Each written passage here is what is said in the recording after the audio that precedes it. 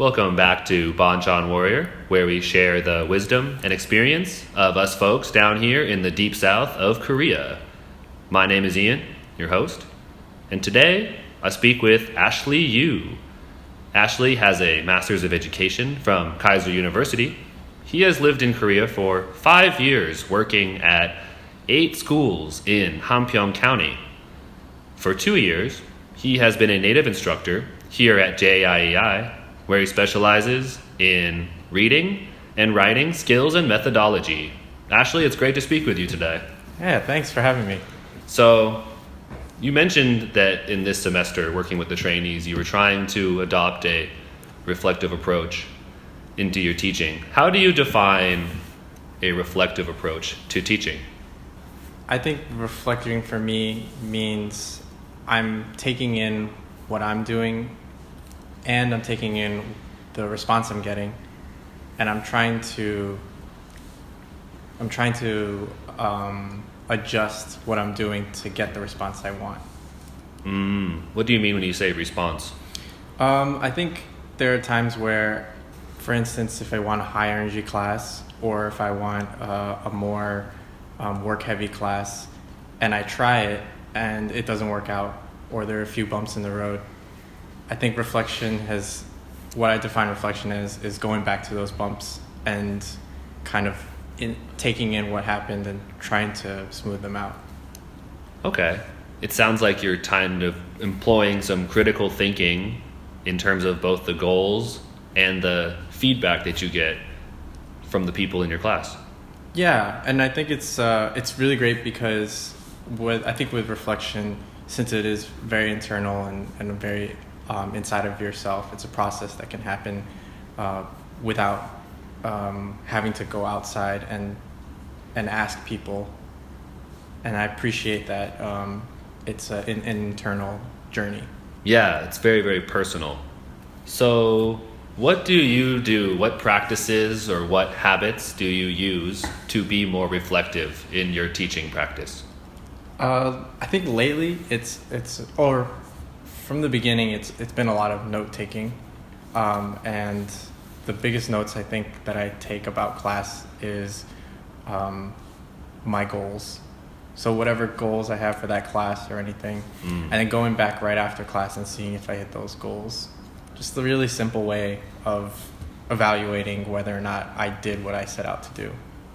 Can you think of an example in the past of goals that you have written down? Yeah, that's a good question. For instance, the first class in this program is kind of an icebreaker class for all of us. And so in our different subjects, we all kind of try to introduce them gradually while also trying to get to know them. Mm-hmm.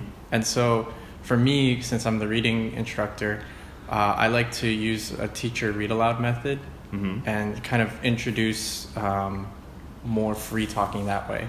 And so if I can get them to talk freely through that teaching aloud method, I feel successful in that class. Okay, so your goal is for the teachers to be responsive and to talk in your class, basically. Yeah, and I kind of like give them that carrot of this is a teaching method. Okay. So you're working with them as learners, but also it's the double side of it is also it's a teaching method that they can absorb. Yeah. So when reflective comes into that, when I look back at it and I see if those two things met, and if they did, then I'm really happy and I appreciate it. Try to like redo those things, but if it doesn't, that's reflection is a great way for me to see where I messed up and where those bumps were. It's very interesting to hear the way you talk about reflection because it sounds both very personal and artistic, but at the same time a little bit scientific. Yeah, that's a great way of putting it. I remember we did a team building exercise where we stood on left and right sides of kind of education as a continuum, and whether it's more artistic or whether it's more scientific. And I definitely feel like it's somewhere in the middle. Yeah, totally. I want to point out that when he mentions this program, he's talking about a 6-month program where we work with Korean teachers, very high level learners. I'm curious how you've used reflective practice when you used to work with elementary students. Yeah. I think, especially with people who are working in elementary, reflection can be a lot more slower paced. So, I'm with, like you said, higher level students being adults. I can reflect on a day-to-day class and make my adjustments.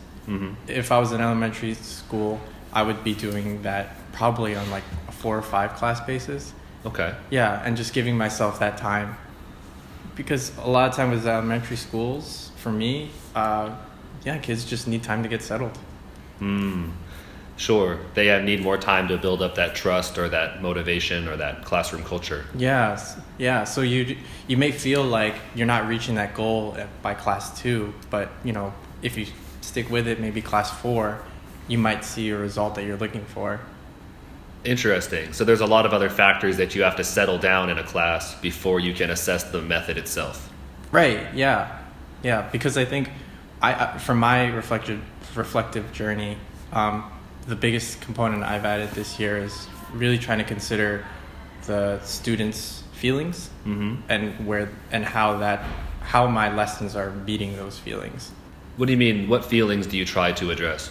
So for elementary school students, I think there's a lot of energy, a lot of hope, but there can also be a lot of demotivation and a lot of repetition where they feel bad at the language and so you're working through all those things with them and you're trying to meet those emotions with more positive emotions. Yeah, and it would make sense that elementary students would be more likely to wear their emotions on their sleeves. Yeah, exactly. So one reason why you focus on addressing emotions, especially in your elementary class, is because maybe elementary students wear their emotions more on their sleeves. So you have a lot more real-time and very accurate feedback of their emotional states, when perhaps adults have more of a filter and they might conceal their feelings. Yeah, right. And I think that works for elementary school students. I think that works for you and against you because it can feel like if a student is in a bad mood, that might be, you kind of have to check yourself and be like, this is just them today. Like you said, they wear their emotions on their sleeves and their emotions change quickly. So yeah, I think as teachers we get so involved in our classes and we care about our students, and that can cause us to take things personally, when in reality, as you kind of mentioned, there's a lot of different factors that affect our students' motivations and emotional states that oftentimes might not even have anything to do with us. Right. So we have a new class of teachers coming in April. Some of them have never stepped foot in a classroom. Some of them have never been to a foreign language classroom in a foreign country. What advice would you give them as they start their teaching journey? I read your earlier interview and I listened to it, and I really liked Christy's idea of laughing at yourself. And so maybe to build off that and to go with the theme of reflective practices, I would say recognize that it's not you. You're not the reason why they're angry or whatever emotional response you're getting from the kids. And try to, instead of trying to succeed by pushing the kids towards an emotional response that you want, try to be more free-flowing. If they're in an angry place, maybe give them more space and try to find the best ways to help them communicate their emotions to you so that you can give them the whatever nourishment or education they need. Yeah, so it sounds like you're talking about trying to be very perceptive and then adaptable to what their needs might be at any given time. Yeah. I guess for a new teacher that sounds like a lot. So what I'm saying is don't take it so personally. Sure. Yeah, it's really not you, and I'm sure if they had the ability, they would apologize as much as you want them to apologize to you. Sure, and I can't speak for you, but I definitely had my fair share of difficult classes and learning that mindset. But after about 2 months, I think by reflecting, almost automatically, I was able to get a class culture and I was able to get a lesson structure that worked for me and worked for my students. And it's really about that iterative process. It's not going to happen instantly. Right, yeah. It's going to happen in iterations. And you're going to get to a class environment, like you said, where education happens. Yeah. I like that. Patience, be perceptive, make adjustments when you need to. Thanks. That's a great way of summarizing it. No, man, it was all you. I really appreciate you sharing your thoughts and your experiences with us today. Yeah, thank you. Thank you for listening to Banchan Warrior. Remember to bring your best and live wonderfully. Cheers.